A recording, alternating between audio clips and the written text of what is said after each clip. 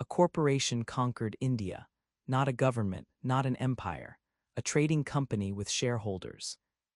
The East India Company ruled 260 million people with a private army of 260,000 soldiers, twice the size of Britain's entire military, extracted what economist Utsa Patnaik calculates as $45 trillion in today's money over 173 years, caused famines that killed tens of millions, and operated as the world's largest corporation until the British government finally took over in 1858 because the company's brutality became too embarrassing even for an empire. This isn't ancient history. This is corporate colonialism, where profit margins mattered more than human lives, where shareholders received dividends while millions starved, where a joint stock company wielded more power than most nations. And the mechanisms the East India Company pioneered, corporate armies, tax farming, monopoly control, resource extraction, privatized governance, look remarkably similar to how modern corporations operate in resource-rich countries today. The pattern is identical. The scale is what changed.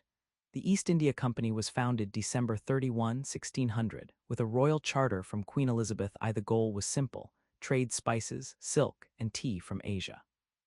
Britain wanted access to the lucrative trade monopolized by Spain and Portugal, and after defeating the Spanish Armada in 1588, English merchants saw an opening.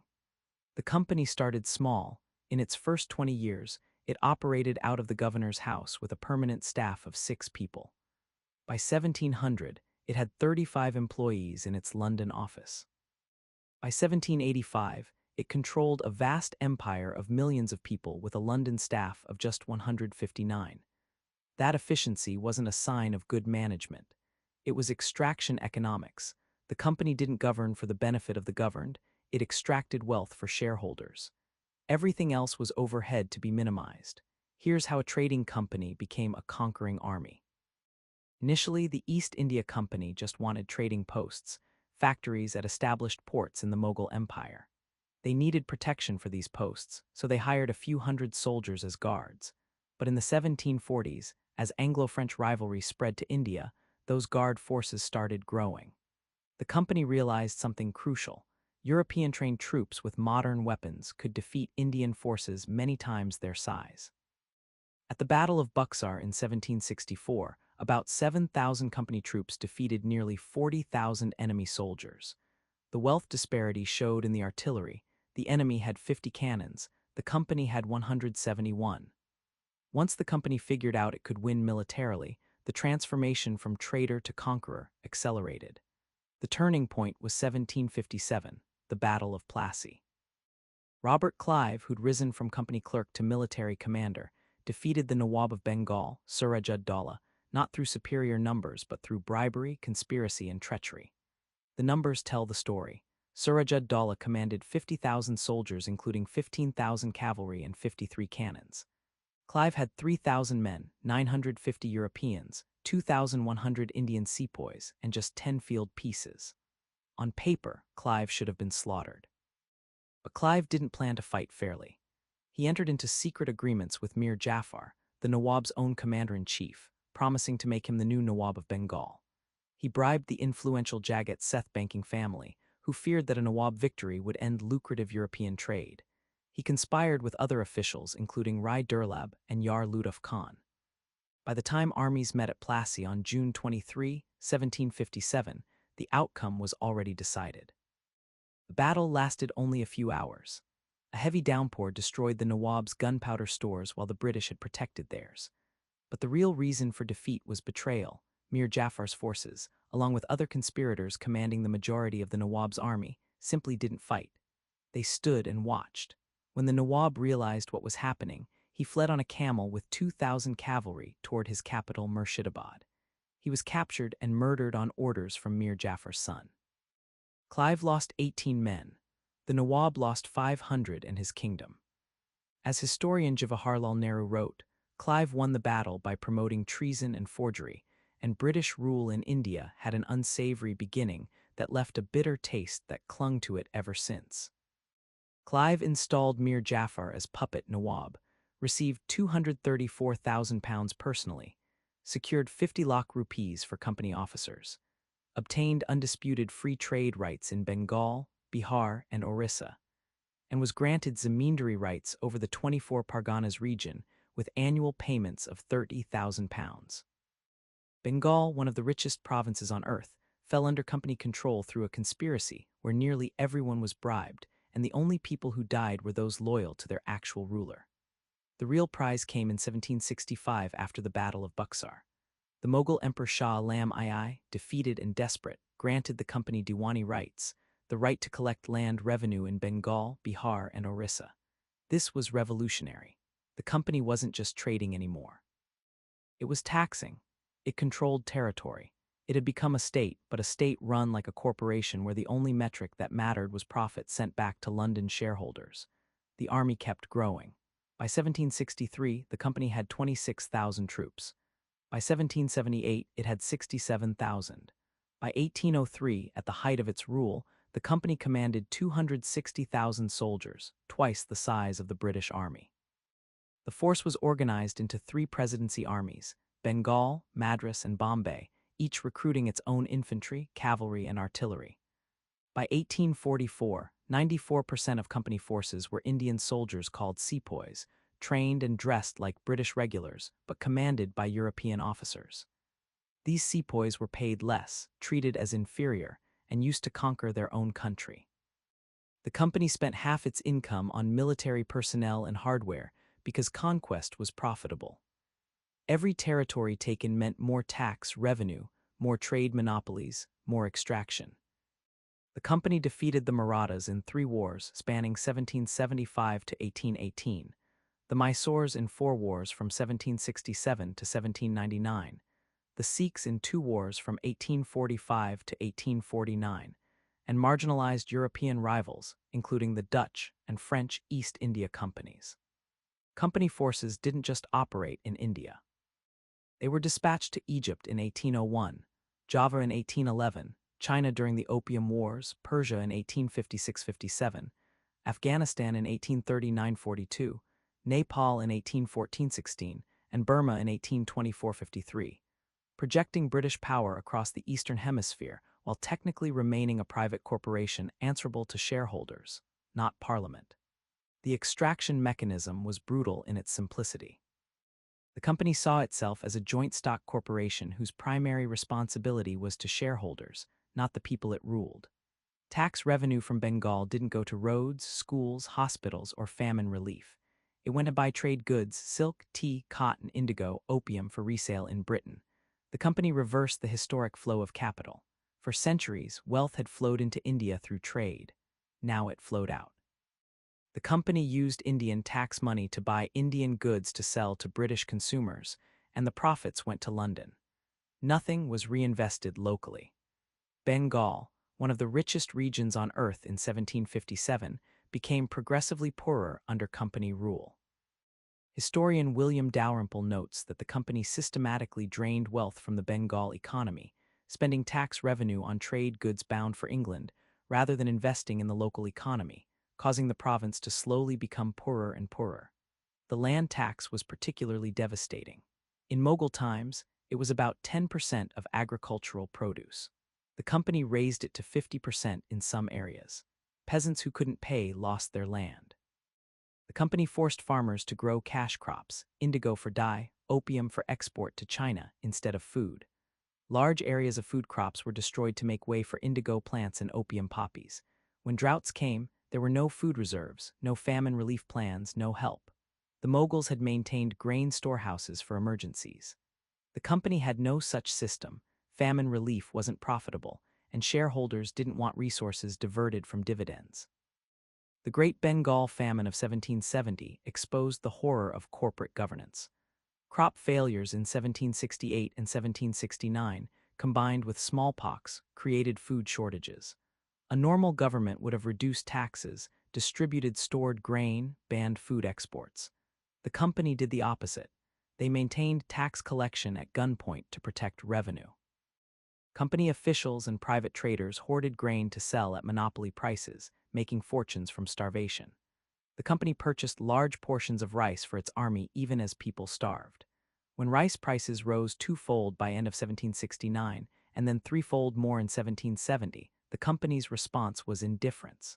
They'd been warned. On December 7, 1769, officials proposed a humane grain collection scheme. The proposal wasn't answered. On January 25, 1770, Governor Cartier proposed reducing land taxes by 7% due to widespread suffering.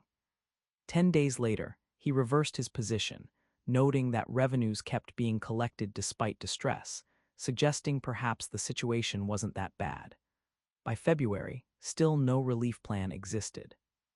Then, following the advice of officials who wanted to maintain revenue, the council chose to increase taxes by 10% in some areas, reasoning that those who could still pay should pay more to compensate for those who died. By May 1770, the company's court of directors estimated that about one-third of the population, approximately 10 million people, had perished. Some modern scholars revise this to around 1.2 million deaths, but even the conservative figure represents mass death from a famine the company exacerbated through extraction policies. By July, officials reported 500 people dying daily in Murshidabad alone, with conditions far worse in rural areas. Cannibalism was reported. Cholera and malaria added to the death toll. And here's the thing, company revenue temporarily declined during the famine, causing the stock price to crash, forcing the company to borrow £1 million from the Bank of England to fund military operations. But they quickly restored revenue collection to previous levels despite the population collapse by what one historian called violently keeping collection up to its former standard. They kept taxing the survivors. They kept exporting grain. They kept prioritizing shareholder dividends over human survival. This wasn't natural disaster. It was corporate policy. The total extraction is difficult to calculate precisely, but economist Utsa Patnaik's estimate of $45 trillion over the period from 1765 to 1938, including the British Raj after 1858, uses compound interest to represent the opportunity cost. Wealth drained from India couldn't be invested in Indian development. Every pound extracted in 1770 had 177 years to compound by 1947. That lost investment in agriculture, infrastructure, education, and industry is what creates the trillion-dollar figures. Some historians argue these numbers are inflated, that internal factors contributed to India's decline, but the mechanism is documented and undeniable. The company explicitly operated to enrich shareholders, not develop territories. India's share of world GDP was about 23% in 1700, making it one of the wealthiest regions on Earth. By 1950, after nearly 2 centuries of company rule followed by direct British rule, it was 4%. That wealth didn't disappear, it transferred to Britain, funding the Industrial Revolution. British textile factories were mechanized using capital from Indian extraction. Manchester emerged as a manufacturing center by destroying Indian textile production. The company broke the looms, cut off weavers' thumbs to prevent them from working, and imposed tariffs making Indian cloth more expensive than British imports. India went from producing 25% of world textiles in 1700 to nearly zero by 1900. Raw cotton was extracted, processed in British mills using machinery bought with Indian wealth, and sold back to India at profit. The entire value chain that had been in India, from agriculture to manufacturing to export, was systematically dismantled so that India became a supplier of raw materials and consumer of finished British goods. The empire pattern here is pure extraction over creation. The company didn't build India's economy. It looted it systematically for 173 years, using military force to maintain extraction systems that made shareholders wealthy while causing repeated famines. This is identical to how Rome extracted grain from Egypt through tribute, how Spain extracted silver from Potosi through enslaved labor, how Belgium extracted rubber from Congo through mass murder. Declining empires don't create wealth through production. They extract it through force. And the East India Company perfected the mechanism, used military superiority to seize control, install puppet rulers, extract resources through taxation and trade monopolies, reinvest nothing locally, ship profits to shareholders, and maintain the system through corporate armies funded by the extracted wealth itself. It's a closed loop where the theft pays for the soldiers who enable more theft. The company's reign ended in 1858 after the Indian Rebellion, when sepoy soldiers and civilians rose against company rule. The rebellion started when sepoys were ordered to use rifle cartridges greased with cow and pig fat, offending both Hindu and Muslim soldiers. But the underlying cause was decades of exploitation, broken promises, and cultural destruction. The rebellion was brutally suppressed. Both sides committed atrocities, but company reprisals far exceeded rebel violence, with entire villages massacred and suspected rebels blown from cannons as public executions. The British government, embarrassed by the company's misrule and worried about losing India entirely, passed the Government of India Act in 1858, dissolved the company, and transferred all territories, armies, and administrative functions to the British Crown. The company continued to exist in vestigial form until 1874, managing tea trade, but its governing days were over. The shareholders were bought out with guaranteed 10.5% annual dividends for 40 years, funded by, you guessed it, Indian tax revenue. Even in dissolution, even after being stripped of power for brutality so extreme it embarrassed an empire, the extraction continued. Shareholders got paid. The mechanism is what matters. The modern parallel isn't subtle. Multinational corporations operating in resource-rich developing countries use remarkably similar mechanisms. They negotiate contracts with governments giving them extraction rights. They maintain private security forces to protect operations. They optimize for profit extraction rather than local development. They lobby for policies benefiting corporate interests. They use transfer pricing and tax havens to move profits offshore. And they leave behind environmental destruction and impoverished populations. The vocabulary has changed. We say foreign direct investment instead of conquest, resource development instead of extraction, private military contractors instead of corporate armies, economic partnership agreements instead of tributary relationships, but the pattern is identical. When profit is the only metric and corporations have more power than governments, when quarterly earnings matter more than human welfare, when shareholder value trumps all other considerations, the result is systematic wealth transfer from the many to the few. The East India Company wasn't an aberration. It was a blueprint. This is the empire economy. The East India Company conquered India not because they were more civilized or technologically superior in some fundamental way, but because they were willing to use industrial-scale violence and systematic corruption to maintain extraction systems that enriched shareholders while causing mass death. They called it trade. It was theft. They called it governance. It was looting. They called it development. It was destruction. And they did it all as a publicly traded corporation with a 10.5% dividend guarantee for investors who never set foot in India, but profited from its systematic impoverishment. That's not business. That's empire extraction dressed in corporate structure, and the mechanisms are still operating today under different names. Subscribe to see more patterns of how empires concentrate wealth and power through systems that operate in plain sight but are rarely explained honestly.